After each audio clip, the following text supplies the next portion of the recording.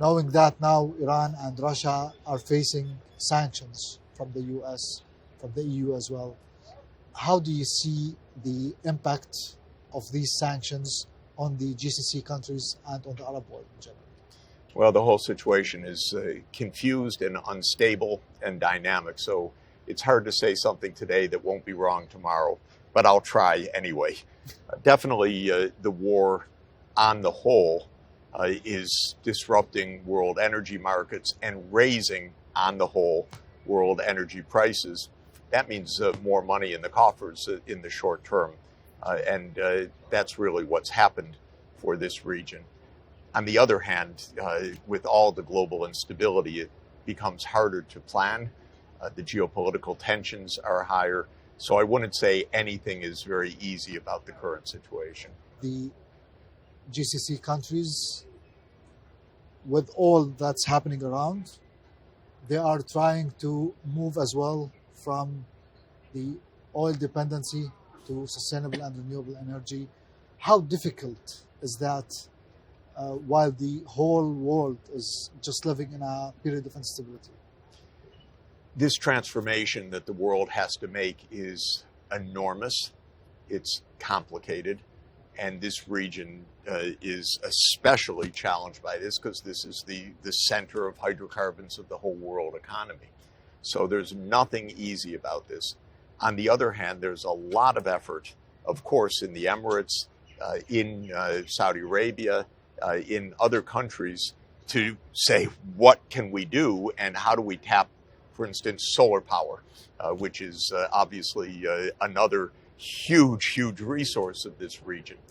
And that's happening already. New technologies, the biggest solar installations in the world taking place here, new financing, new research and development. It's all very exciting. But the point that you make is also extremely important.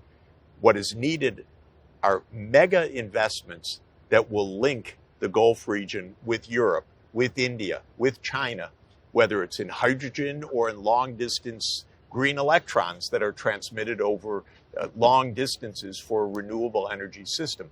This can happen, but you need cooperation for that. You need geopolitical stability for that. We don't have it right now, but we need it.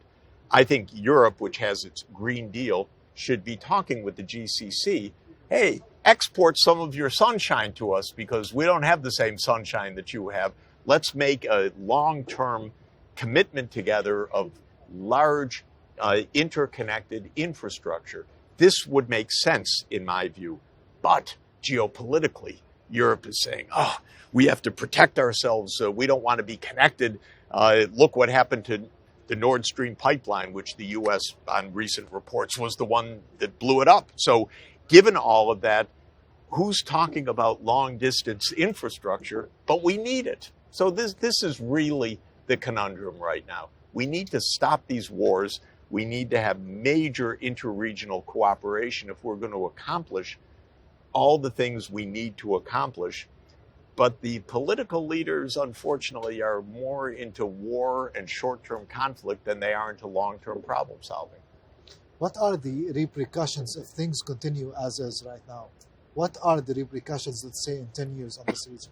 If we stay on this path of conflict, I think we can't overestimate the dangers because we're not just on a continuing conflict, we're on an escalating conflict.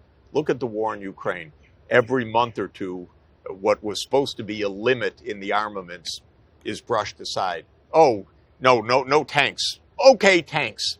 Oh, no fighter planes. Who knows? Maybe fighter planes. On and on in dangerous escalation. The same thing is happening in East Asia. The same thing is happening in this heightened rhetoric, extremely dangerous, over Taiwan, for example. I don't want to see Taiwan be the next Ukraine, where war breaks out between two powers, two giants. But that is what is at risk right now, is not only continued confrontation and losing all of the gains of cooperation, but actually the risks of extraordinarily dangerous escalation. What are your thoughts about the current generations in the Arab world they are facing many challenges. They're facing unemployment. They're facing many other challenges.